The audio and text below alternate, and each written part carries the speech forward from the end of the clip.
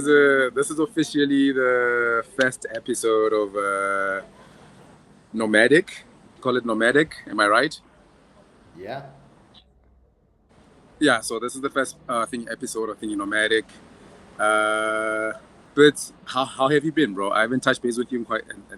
I mean, we touched base, uh, not that consistently. Yeah. But so the last time when we were together, we were in Thailand, which is where we met, Chiang Mai to be specific, and then we met again by coincidence Yeah. in Bangkok. But you were flying back to Canada, and I'm not gonna lie to you. I think a part of me was sad Oh. because you were one of the few people that I thought I've made friends with, Ah. um, traveling and all of that. And it didn't seem like you mentioned that you'll come back, but you didn't really it didn't sound like a really solidified plan. Yeah. And I then came back to South Africa, and I think sometime last year, I think it could have been December or maybe earlier this year, you came back to Thailand, Chiang Mai to be specific. Yeah. I came back. Yeah, last year December. Yeah, it's over a year ago now. Yeah, just over a year ago now. How was the decision? Like, what made you? What made you? Because I didn't think you were gonna come back soon. I don't want to lie to you. I thought, Yeah. okay, Yeah. No. cool, Krishna. Yeah. Yeah. No. I I didn't think get you were that. gonna I come get back that. Yeah, soon. because most people will say something like that, but they won't actually do it. Yeah. So yeah, I can definitely see that True. point of view. I think I just missed you actually too, because you were in Chiang Mai and then I came to Chiang Mai in December. You maybe were there like 2 weeks before me or something and left. Yeah, it was definitely a bad choice from me to fly from Chiang Mai the time that I flew from Chiang Mai. Oh yeah. I'm not sure if I told you the story, but the time that I flew like in Chiang Mai because I flew from Chiang Mai or Thailand, or let's say Chiang Mai to Malaysia, and it was all because of a chick, bro. It was, Oh. uh, and in Chiang Mai they were having the Lantern Festival. Oh yeah, yeah. Okay, that's around the time you left. Yeah, and so I was actually enjoying that. I don't want to lie to you. I was I was with this Chinese lady from some backpacker, but then she was going back to China on that particular day. So we hung around, we hung out for a little bit. Uh, did some sort of road tripping around Chiang Mai, and then after that, I went and took it back to the train for her to go back to Bangkok. But then there was this lady that I had met in Malaysia before coming to Chiang Mai, and I felt like there was a stronger connection there. And she was just like, "Yo, please come through." And yeah, I ended up getting a ticket like the same day for the following day to fly to fly to Malaysia. Okay, okay. So this is you meet in general. This is another question. When you meet women here, like, do you meet like local women or do you meet other foreigners when you See travel? that again? When you're traveling around, like, do you mostly meet local women or do you meet like other foreigners? I definitely meet other foreigners. Oh, okay. In terms of Bali, it's quite difficult Bali to be specific. Yeah. So Thai ladies speak better English than Balinese people. Mm-hmm. Okay. So then, like in Thailand, it becomes way much more easier to communicate with Thai women. I've found, but in Bali, it's a lot different, bro. Like you would be quite lucky to get a woman that can speak not even like advanced English, but like just like the most basic form of English. Oh, okay. So for me, then, so like in Bali, it's much more easier for me to communicate with other foreigners, Yeah, yeah. or other nomads, because maybe, you know, you, you're trying to find out as to why why they're there, where they're from, what they do, how long they're there for, and all those sort of things, and vice versa. Um, but in Thailand, then it becomes a good mix for me to communicate with both locals and foreigners as well. What Um, about you? What about you? Like, so you can tell me your experience in terms of like, because I know you've been to, I mean, you've traveled predominantly, most of, a lot of countries in Asia, but I know you've been in Vietnam as well, yeah. predominantly. So when you compare like maybe Vietnam and Thailand, what's, how does that look like?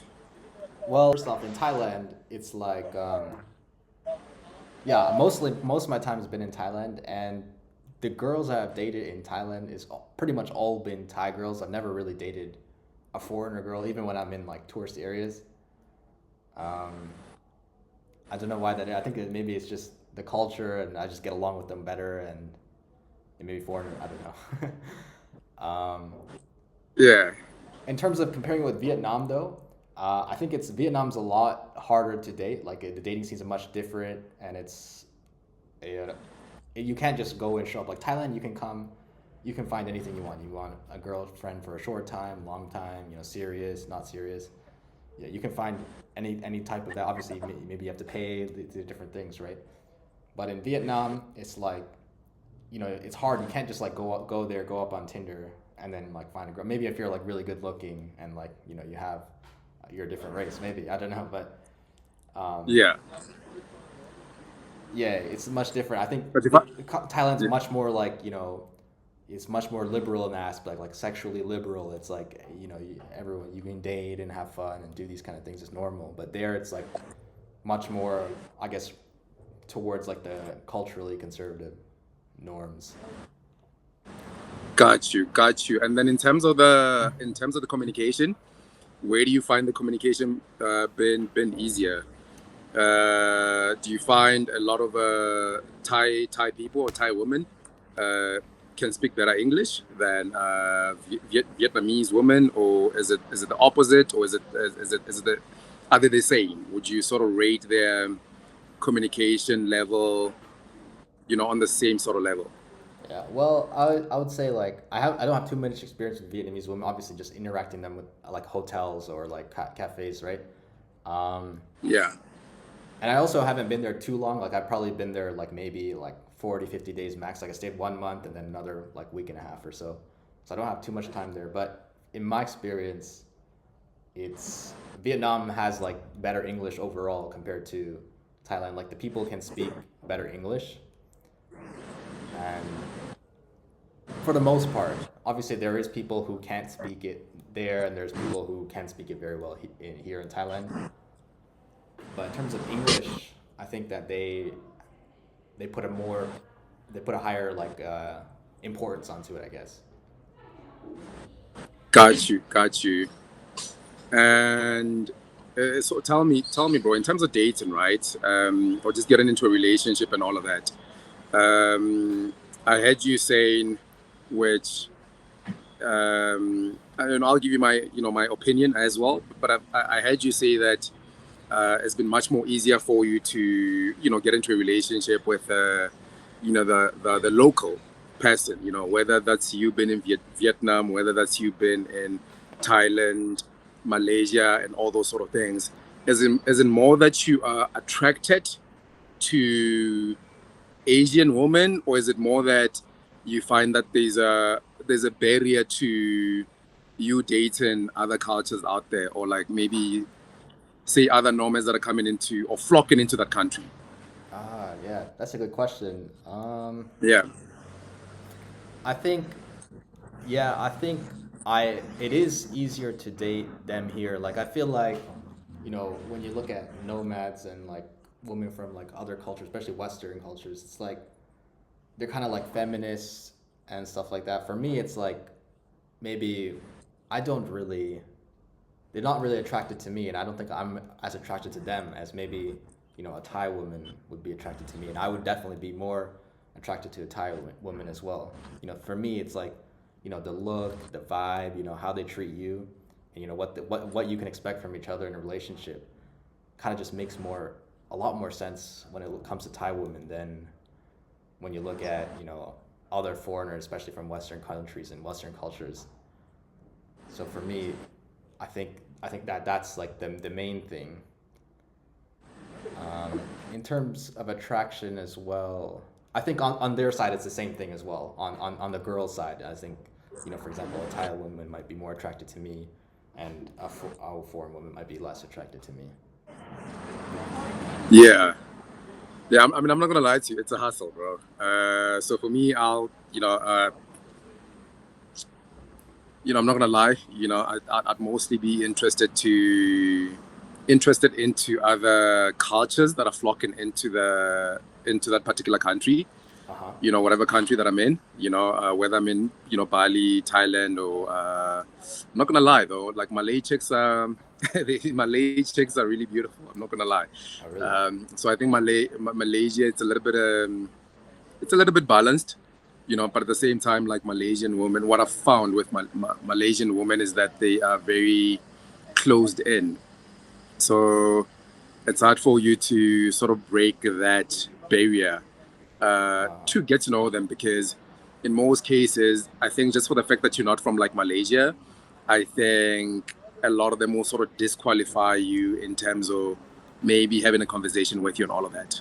yeah, I, because I I think I heard like there's like isn't it a Muslim country there too? Malaysia? it is. It is. So It is. like You're right. they have like Sharia law and stuff or something. So basically, not like like very serious. People think like that's some big thing, but it's like you're not really supposed to like touch a Muslim woman if you're not Muslim yourself or something like that. Oh, is that the case?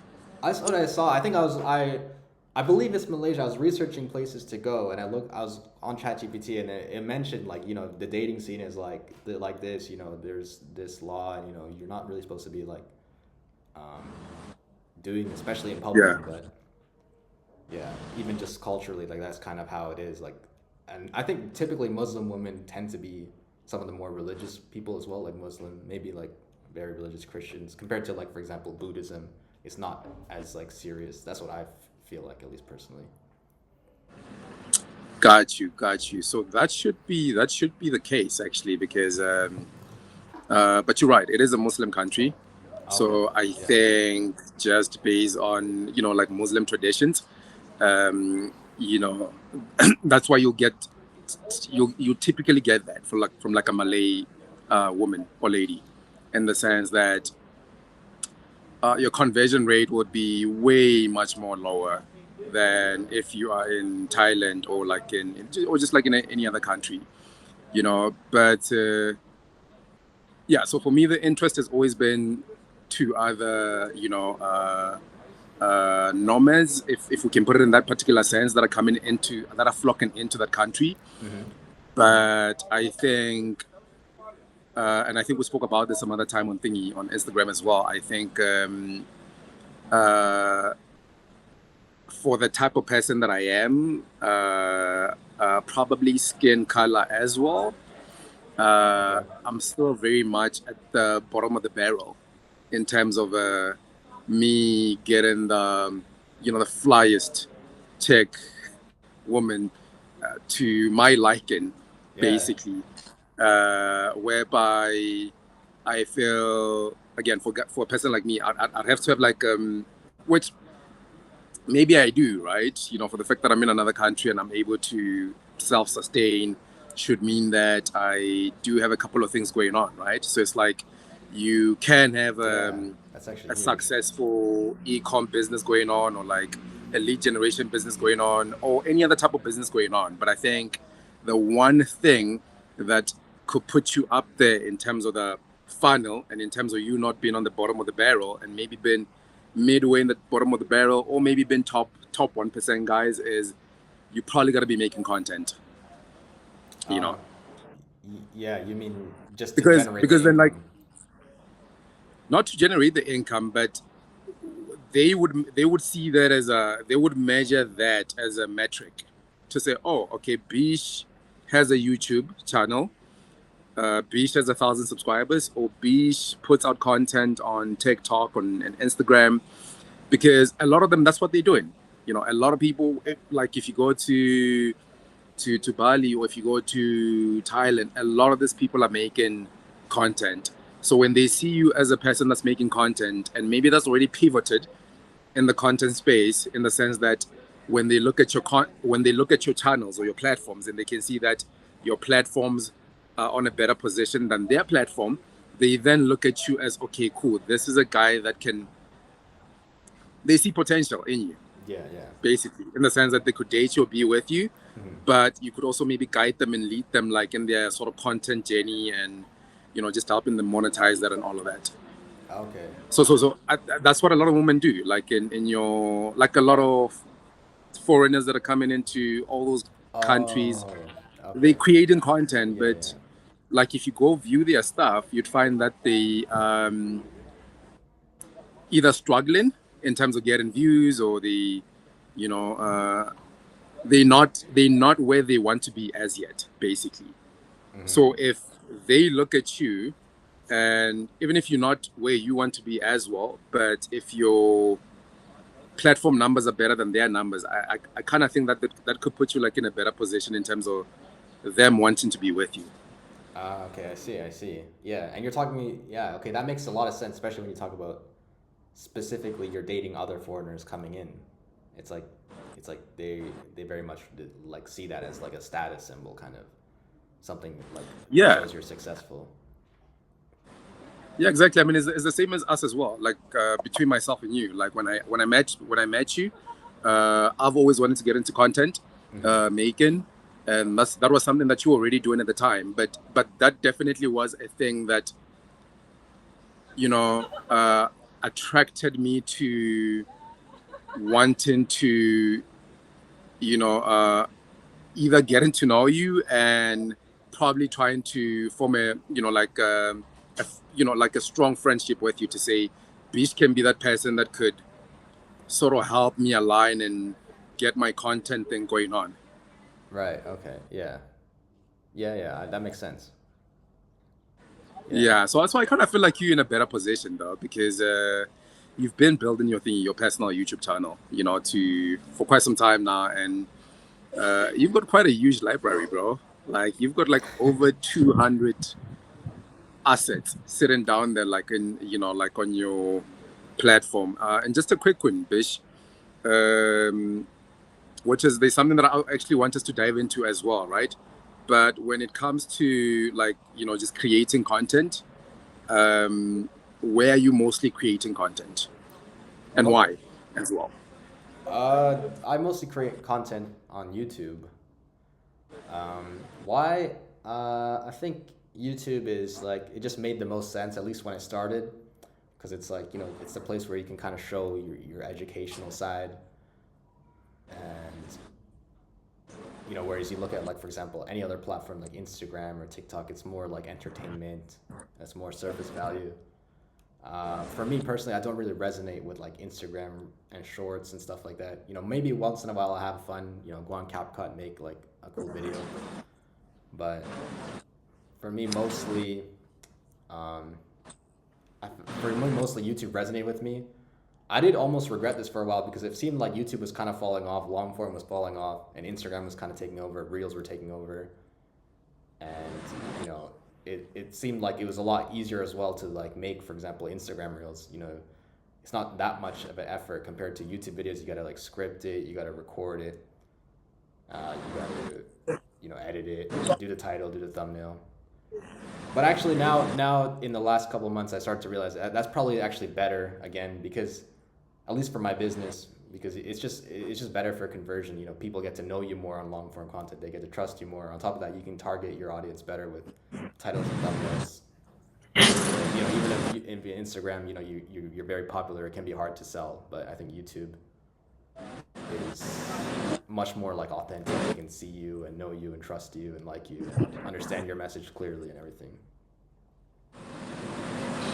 Got you. And one quick question, like around YouTube, which I feel it I think it's a it's a question that lingers around a lot of people that want to get into like creating content on YouTube. When you say scripting a video, right? Yeah.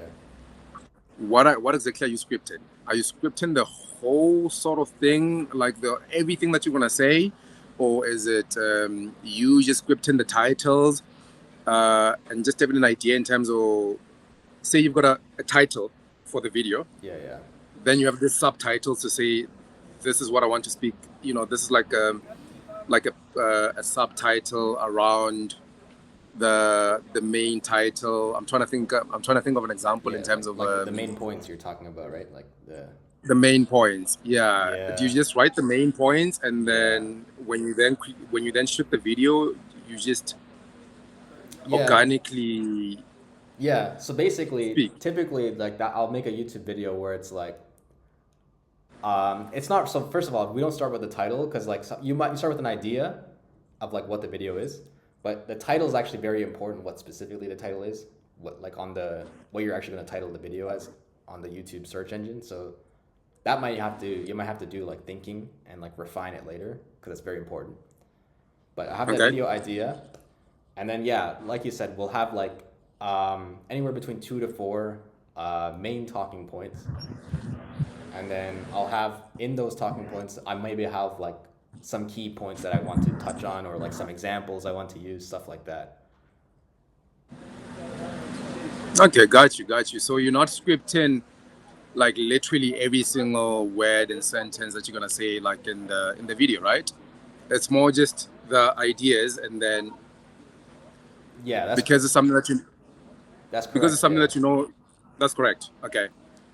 Because Um, you know the niche and the topic, you more just like organically just speak from like the top of your mind, and you just exactly, share that exactly. information. Yeah, and I think that leads to just better videos because like before, like I would script more. Like not again, I wouldn't script the whole thing, but I'll script more things I want to say, like maybe some paragraphs or sentences, and it just led to like Yeah. very like awkward, a lot of awkwardness. It was like very unnatural. Like the video looks like when you look back on it, it's like it doesn't look natural.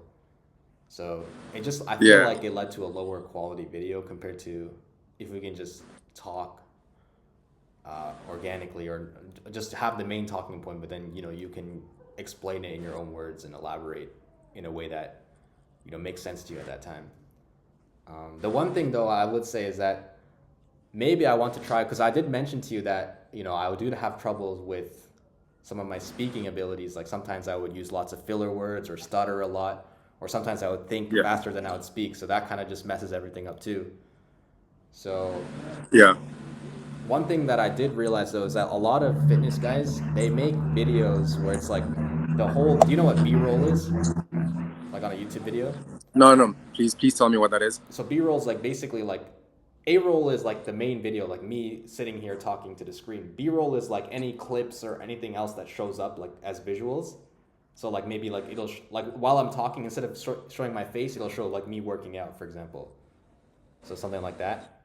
Got you. So Got a you. lot Yeah. of fitness guys just have their entire video as B-roll. Like they'll just show videos of them working and them talking. The audio will be them talking. So maybe you can script the whole audio, and then you never have to show your face. You can just read the thing, and then you can just have the video as B-roll. Maybe that would be a good way to overcome the kind of problem of speaking poorly in front of the camera because it's just weird and like it's not a person and it makes you anxious and stuff. Instead of doing that, you can just read a script. Yeah, but I mean, you definitely get better over time. Yeah. I mean, the time that we met, again, like I don't have like a huge catalog on my personal, channel, and again, it goes back to the last point that we're saying to say, part of me, sort of valuing meeting you was seeing the grind that you were putting on your YouTube, and I'm like, oh wow, like if I'm next to this guy, or if I'm consistently speaking with this guy, like I'm very likely to, to get my YouTube thing going on as well, like me making content, my content side of, my business going as well, because one of those things whereby like like your surrounding kind of sort of can shape you or something like that, and I have to say that I think most of the relationships that I've made whilst traveling, you know economically, they seem to be the best relationships because it's guys that are they grinding, bro. Like it's like guys that are They're not just sit down and like I'm pretty sure like in Canada you've got friends that you grew up with, but maybe they're not as outgoing as you are in terms of hustling and in terms of traveling.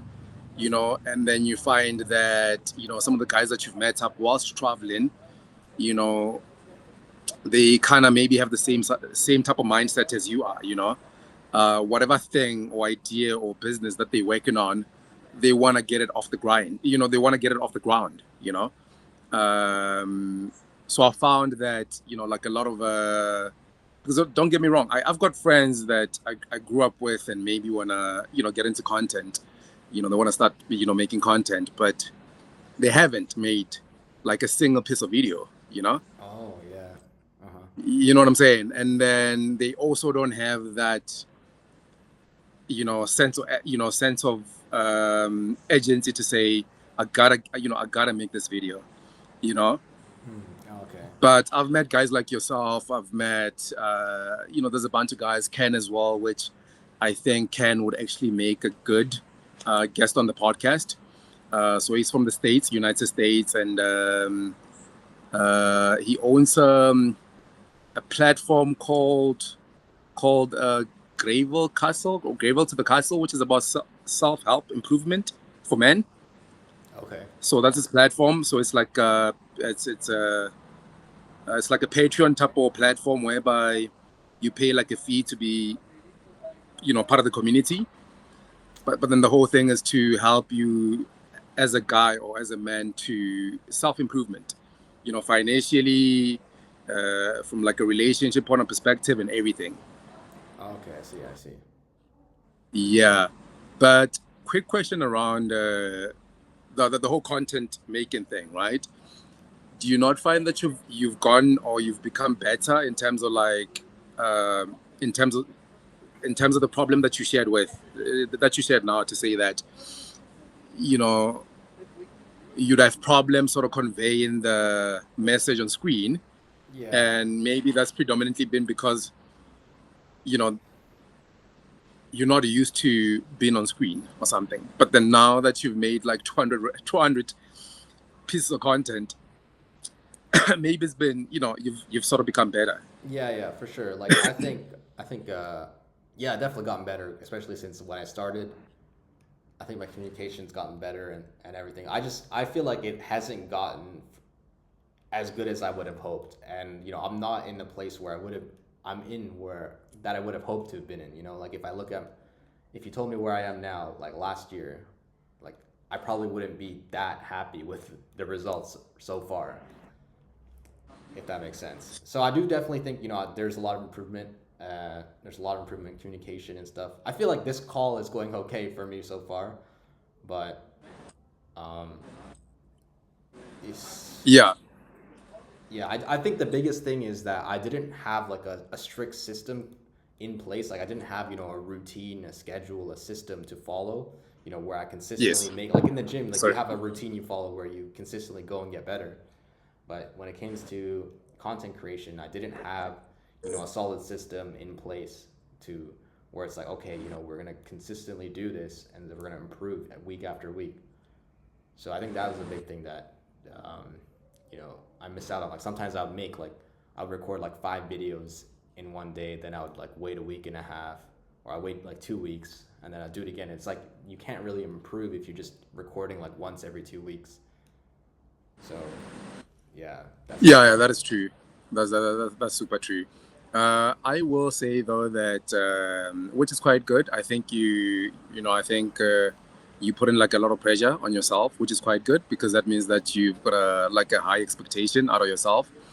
But I know when I was making the first videos, and this is not us getting onto a call. This is just me sitting by myself at a cafe with a tripod and a phone, and I put the camera on. I'd get like mad anxiety, bro. Like Oh, I'd really? be, yeah, it's as if like giving out a speech or something like that, and Yeah. I'd get mad anxiety. Oh, interesting. So for you, So you feel like the feeling is like anxiety. Like you're kind of like it's like it's a little bit of a fear, I like get you feel. overwhelmed. I get Oh, overwhelmed, yeah, and overwhelmed. then Okay. I find it very difficult to convey myself because yeah, because I'm on screen, Okay, you okay. know. Yeah. But this is me having just maybe created a couple of pieces of content, like 3 pieces of content or 4 pieces of content. Yeah. I've definitely gone better, you know. So like me putting up a screen and shooting has now become easier, you know, whereby I don't have that initial feeling that I used to have initially when I first started doing it, you know. Yeah. All right. Like I can put a camera on and do whatever piece of content that I want to make, Oh, so you you feel know, like which you've gotten better now? I have actually, you know. Oh, It's just that I haven't been consistent. okay. That's the only issue, you know. So, you know, which is one thing that uh, so with this podcast as well, that you know, nomadic. Um, um, I do think that this can be, you know, one of the biggest podcasts within the nomad niche or industry, you Uh-huh. know, Yeah. whereby we can, you know, have like, you know, guys that you look up to, like the other guy that you told me about that I don't know about, you know, like the fitness guy that you told me about, Oh, you know, Hamza. but Hamza, yes, exactly. Um, but one of the things that I figured out as well, in terms of me not having this podcast stagnant and not, you know, building and moving forward, was that Bish would make a better partner to have, or you would make a better partner to have in this podcast Hmm. than a lot of my friends that I grew up with, because they don't see the value in this, you Hmm. know. Yeah. So when you want to do a podcast with them or when you want to shoot anything with them, it's more like, what do they call it? That whole English saying of like, you know, taking a, well, you know, taking a horse to drink water, Uh, but you can't. Or you can take a horse to the river, but you can't force it to drink water, something like that. oh, yeah, something like that. Yeah. I don't know how the proverb says, but these guys are very. These guys will give you each and every single reason to not shoot. Hmm. You know, and it's just it's you know, comfort. You know, being comfortable. You know, whereby a guy like yourself, you know, you kind of like myself in the sense that you wonder a lot, you curious a lot, Hmm. so it's much more easier to for you to like indulge into new things because you're curious, Hmm. you know. Like, you know, like I'm 33 now, and I mean I've only been traveling for the, you know, past 3 years, but I guess like, I mean, you know, like a little bit younger than me, right? Yeah. But I mean, you've already started traveling, right? Whereas if you come to South Africa, a lot of people, guys my age, have never traveled, not even traveling outside of the country. You know, some of my friends have never been to Cape Town. You know, Oh, wow. and Cape Town is like a 2-hour flight, say from like Gauteng, which is like the capital, or Cape Town is like a, if you're gonna catch a bus, then it's like, you know, it's like the whole day. But if you catch a flight, then it's like 2 hours or 1 hour 30 minutes. Yeah, yeah. So then from that, you kind of see as to how difficult it is for them to do anything that is outside of their comfort zone. You Right. know, Yeah. so if they can't travel to a place which is like an hour away, I can tell you now, bringing them onto a podcast, it's another story. You know what I mean? Yeah. It's a totally different, it's a totally different other story. You Yeah, know? yeah. No, that's right. That's a good perspective because there is like lots of people like us, and to me, I kind of get lost in this world where like I'm like in this world. I have to like compare myself to all these people. They're doing so well, you know. But you kind of forget that there's people who like are like that. For example, like they just live like a very different life with very different ideals, and it's like, yeah, Yeah, and it's one of the topics, but I think we'll put it up for the second episode. You know, I feel like with the second episode for the nomadic podcast, you know, I think we'll have it way much more structured in the sense of knowing as to what topics we're going to speak about. but I do feel like that there's I don't know what you call it. There's this idea about traveling that traveling is expensive, you know. But yet, a guy like myself and you, I can we've traveled, right? I mean, currently you are in another country at the moment, Yeah. um, but I feel like there's this whole ideology that traveling is like mad expensive, and yes, maybe it can be, you Hmm. know. Um, but I feel like there's a lot of insights that you can give into that, and that I can give into that, whereby, you know, for the most traditional person that thinks that it's expensive, maybe it will give them like a different perspective to say maybe, you know, they can travel as well, and that it's not rocket science. Yeah. Like traveling is not rocket science. Yeah, yeah, yeah. It's a lot more intimidating to think about than it is to actually do. Yeah, that's True, what I would true, say. true, Yeah, true. and it's a lot less expensive too. It's a lot less expensive. You're probably not gonna get scammed if you're aware of a scam. As long as you're like careful. Scams usually happen to people who are like careless. These kind of things, like for example, I was very scared. Everyone's just gonna try to rip me off, and this place is just gonna be, yeah, I don't know, because it's just there's so many unknowns, so it makes a lot of people uncomfortable. There's a lot of unknowns. Yeah, you're right. Yeah, There's a lot of unknowns. Um, people like to be in control of things. it's like when I came through to, we met in Caron, right? Is it called Caron? Yeah, yeah, in Phuket, yeah, Yeah, but it's a city called Caron, right? yeah, yeah, yeah. That was like the little municipality.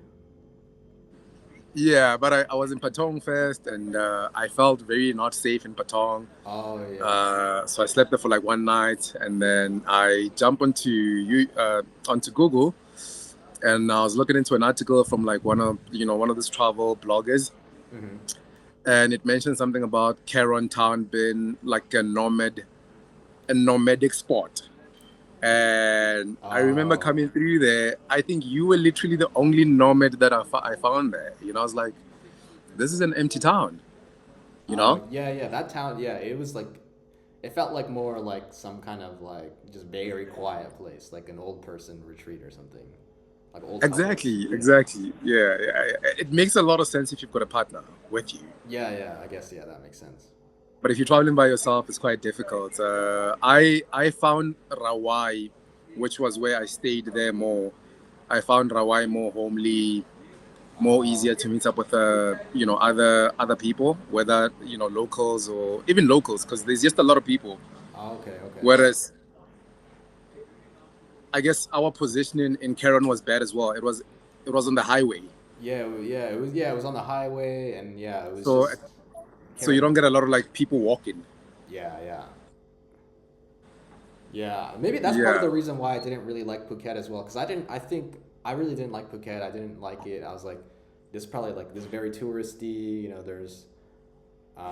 It's very expensive. Like, and then we get Farang price. Like, for example, like at the same place, like a local person would pay less than we would. So I don't know. I didn't like the vibe of it at all. But to be honest, maybe part of the reason was yeah, like I didn't really do anything like that was like memorable or fun or exciting, and also like the location we lived in, because I stayed in that place for a month, the place that you met me at. yeah. I stayed there for like basically a month, maybe like 25 days. So yeah, maybe that's part of the reason why I didn't like. Maybe if I went to Phuket town or Hawaii, I would have enjoyed it more like you. Did you ever come to Hawaii? I think I came, but like not to like live. Like I think I just went for like Muay Thai. My friend lived there, so like I just hung out for a bit.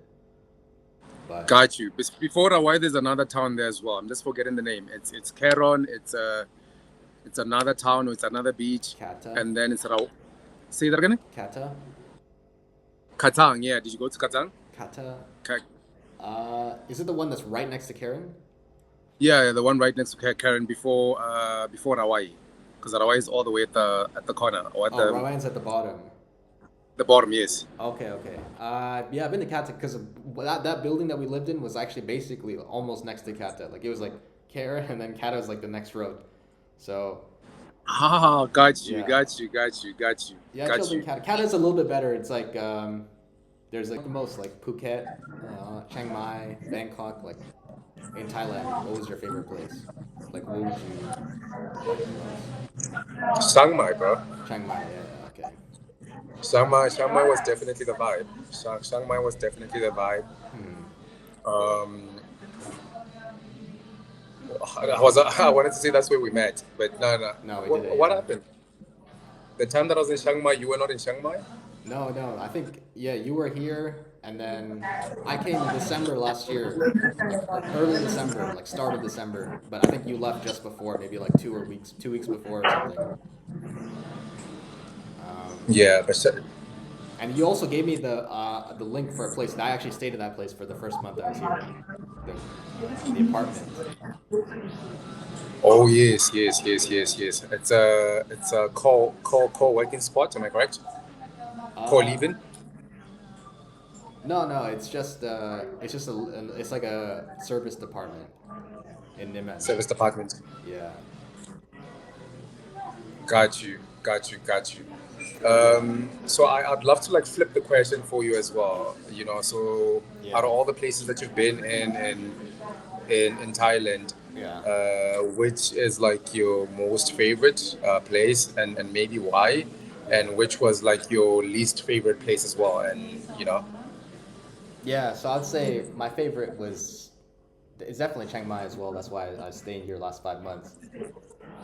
I just find it the vibes and so I just like the vibe of Chiang Mai. I like it seems perfect. It's just like the small city. It's not like a big city like Bangkok. It's just kind of like a small suburban city. There's just like something magical about Chiang Mai. I don't know. The cost of living and everything. The least favorite would definitely be Phuket. that I don't know. I don't like that part. Yeah, I didn't like that part either. Yeah, that's part of the reason why I didn't like Phuket. Is the same thing in Bali as well. Uh, Especially when you order like your before I learned how to drive a scooter, I would order your Gojek and your Grab. okay. But they've got a term for us. I think they call us, what is it? Bumei or something, which means foreigner Mm-hmm. basically. But essentially, there's like a specific price for like foreigners, and it's just like, just Yeah, still, yeah, I agree. yeah, it kind of, even though like it makes sense, I guess it kind of just it kills the vibe a bit. It's like, damn, it's like I have to pay more, so it's like I don't really want to come here anymore. yeah. That's how I I feel. don't like it, to be honest with you. I don't like it. Yeah, But that used to be the case when you order like a Grab, a Gojek.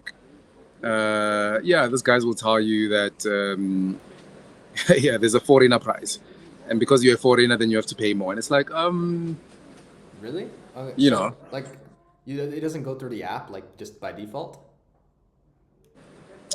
there's a time that I can't remember as to why that was, but I couldn't download the app, Oh, Grab. or I think my local number for Indonesia was not working, so I couldn't get the code on Okay. the phone. Yeah. So then I'd have to like ask like another local person to like order for me. So then they'll explain it to the other person to say, hey, I'm ordering a Gojek for him. He says he's going to this place. And then obviously I can't understand Balinese, but I'd hear the term or the word bume, Yeah. bunge, bume or bume. Yeah. Yeah. Yeah. And essentially what that means is just he's saying, hey, listen, but then he has to pay more. Yeah. Yeah. I can't have him like pay like 100,000 rupiah or whatever amount of price it is. Yeah, yeah. I think I had a very similar situation in Samui one time last year when I first came to Thailand. Yeah, it's Yeah. just like yeah, I'm just gonna order it on the app then, because I heard him say Farang on the phone, and then they told me the price, and I was like, yeah, that's too much. That's too. Were you not renting? Because I know you normally have a scooter with you, or like a motorbike with you. Yeah, yeah. This is when I was leaving. This is when I was. So it's like the taxi to the ferry. Like, The boat. yeah, yeah. This is like I'm leaving, so everything's returned and everything. Got you, got you. So this is like their first episode of the Nomadic podcast. Hmm. I think we did very well. You've got the footage on your side, but I can tell you now that this is amazing. Yeah. This is amazing, and I don't know if we'll have this in the podcast as well, but I can definitely say within the next 6 months we should be, one of the most leading podcast in the world when it comes to traveling Uh-huh. podcast, or just like not even traveling podcast, like nomadic, like a nomad type of podcast, Oh, okay. whereby people are just trying to figure out as to what other people are, how do other people manage to stay in different places, and still sort of manage like a good standard of living.